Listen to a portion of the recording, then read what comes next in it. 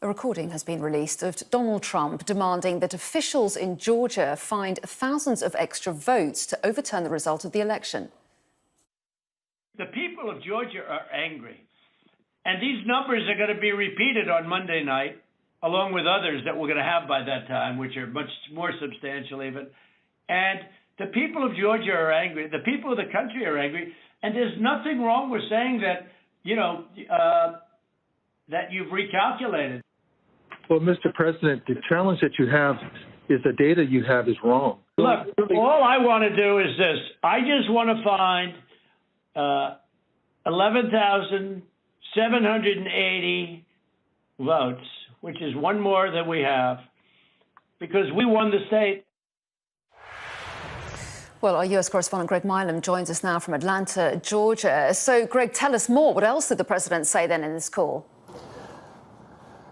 Well, there was quite a lot. It went on for an hour, that call on Saturday afternoon, 3 p.m. on Saturday afternoon. And a lot of the themes were pretty familiar, the things Donald Trump's been talking about since the election in November, that he actually won, that there was widespread fraud, although, as we know, there's been no proof of that widespread fraud.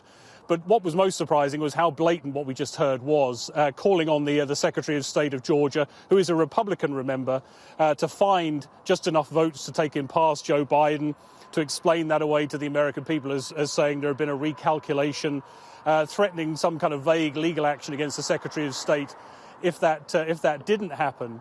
So remarkable to hear all of that, and a real glimpse into Donald Trump's mindset, even now, 2 weeks away from the inauguration of Joe Biden, that he is still pushing this and believes it can be overturned. Now, the Secretary of State stood firm, said there wasn't any evidence to back up any of what Donald Trump was saying.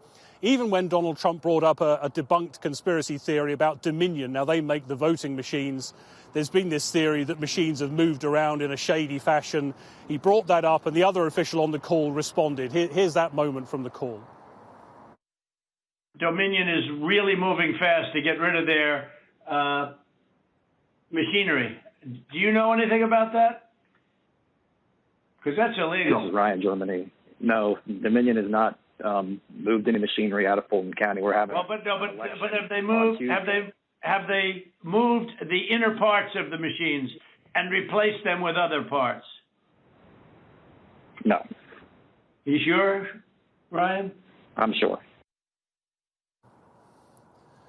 Now, at the end of that hour-long call, Donald Trump seemed to realise he wasn't getting anywhere. In fact, he said that this call is going nowhere. And while it might not make any difference to that election that happened in November, it might have an impact on what's happening here in Georgia this week. There is a runoff election for 2 seats in the U.S. Senate that, if Democrats win them, would effectively give them control of the upper house, the Senate in Washington, and give Joe Biden much more power in what he's able to do as president. And Republicans here in Georgia are very worried that every time Donald Trump says the election is rigged, it's not worth any of the paper it was written on, it means some Republicans think, well, it's not worth going out to vote. And if they do that here this week in Georgia, it could hand those Senate seats to the Democrats. And Donald Trump has said he will talk about this more when he comes to Georgia tomorrow to rally for those Senate seats. So it's not going away, and that is a concern for Republicans.